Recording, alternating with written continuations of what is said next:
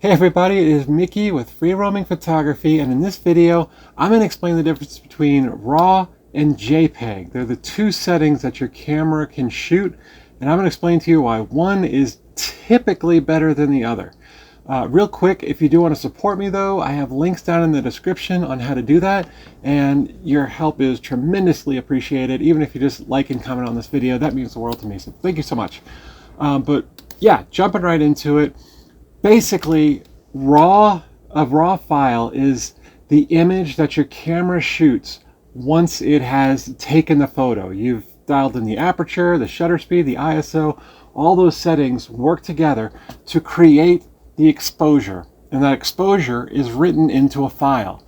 Whether you're shooting JPEG or RAW, it's going to start off as a RAW file. And that's where essentially all the information, all the data gets put. And that becomes the file that you work with, whether that is the RAW or the JPEG.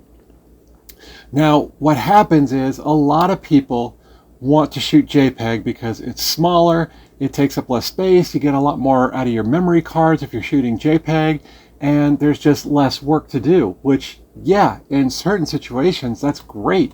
If you're on a road trip and you only have one memory card and you don't know where to buy another, I guess, then yeah, shoot JPEG to make sure you maximize the effect. In a realistic scenario, I would say shooting a wedding is a great case for shooting JPEG because you're going to come back with thousands of images. You're going to have other things, other projects you need to move on to, whether it's another wedding, another project, something else. And editing every single one of those RAW files is going to take a really long time. In that situation, shooting JPEG might be better because the files are done. They're already edited, and you just all you have to do is deliver them. And that's the difference, is that a RAW file has that raw data, and you will have to process it. You will have to do some work to it to bring out the colors, the pop, and that's where a lot of people don't want to deal with it because they don't want to learn how to edit photos, and that is totally fine. In that case, use JPEG, because what a JPEG is a JPEG is basically like a sealed product. It's meant to be done. It's not meant to be edited.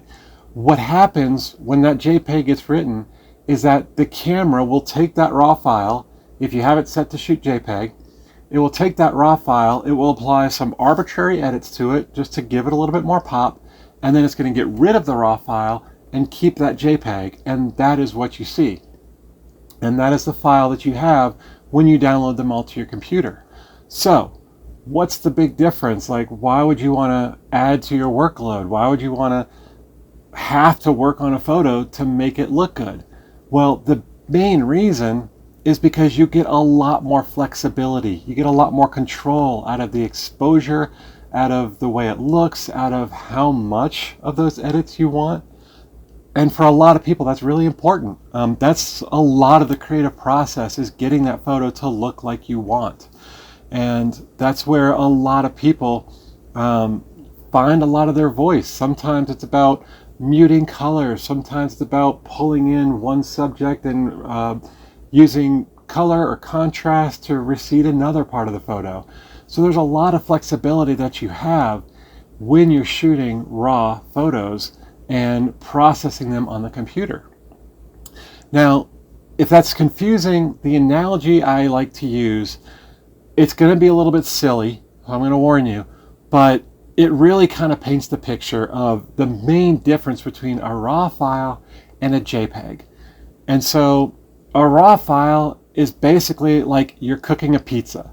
You're picking out the dough, you're picking out the sauce, you're picking out the cheese, the toppings, you're picking out how much of each topping and each ingredient to use, and you bake that pizza the way you want it. You want it a little crispier, you want it a little softer, whatever. You get to choose how much of every ingredient. You get to choose how much of what toppings you want. And so there's a lot of control that goes into making the pizza. Whereas a JPEG, it's a lot more similar to where you go just buy a pizza that's pre-made, and then you put it in the oven, you cook it, and it's done. That's your JPEG. Let's say, though, you said, oh, this pizza needs bell peppers. I'm just going to put those on now. It's not really going to taste the same, is it, if those bell peppers don't cook with the pizza or something else similar? So that's kind of the difference, is that a raw file is sort of designed with you in mind to alter it and to edit it and to add your own personal preferences to it. Whereas the JPEG is sort of like, it's done. Like, you really shouldn't do much to it, because what makes a JPEG so small is that it gets compressed down. All that data that's in the raw file that you can use to edit and have that flexibility with, that gets stripped away, so that your JPEG is basically just done. It's delivered. That's how it's supposed to be. So when you try to edit a JPEG, it just doesn't, you got a little bit of flexibility to work with if it's a high resolution JPEG, but in general, the more you try to do to it, the more it's just not going to look right. You're going to start to see those artifacts of where it stripped away all that information. And it's going to be like that pizza that you just try to add toppings onto after the fact. It's just not going to sit right. So that's why people shoot raw files. Yes, they take up more space. Yes, they take up a little bit more work, but you get to decide what it looks like in the end. It's not arbitrary edits that are applied. So for that reason, I always encourage people to shoot raw. And if you're just starting out and you're really kind of enjoying photography and you think this is something that's going to grow with you, but you don't want to deal with learning editing now, shoot raw and JPEG. Yes, it's going to take up more space, but 5-10 years from now, when you're looking back on your photos and you really like that you got one or two here and there that have so much potential, you're going to want those raw files. You're going to want to edit it and have just the original data to work with. And that's why it's so important to always shoot raw. Yes, there are exceptions. Yes, there are times where you don't want to shoot raw files. You just want the JPEGs. A wedding, like I mentioned, is the perfect scenario. There's lots of other reasons. Maybe you just don't care about editing. Maybe you just want the photos just as they are. That's totally fine. But if you're into photography, if you're getting into photography and you see this as something that you're gonna get more into, start shooting raw immediately, because you will want those raw files down the road, I promise you. So that is essentially the difference between a raw file and a JPEG. I hope I made that clear. For a lot of people, it is kind of confusing. Hopefully the pizza analogy made sense. That's just my analogy. That's what I like to use. It makes sense to me. Maybe it doesn't make sense to you. I hope it does.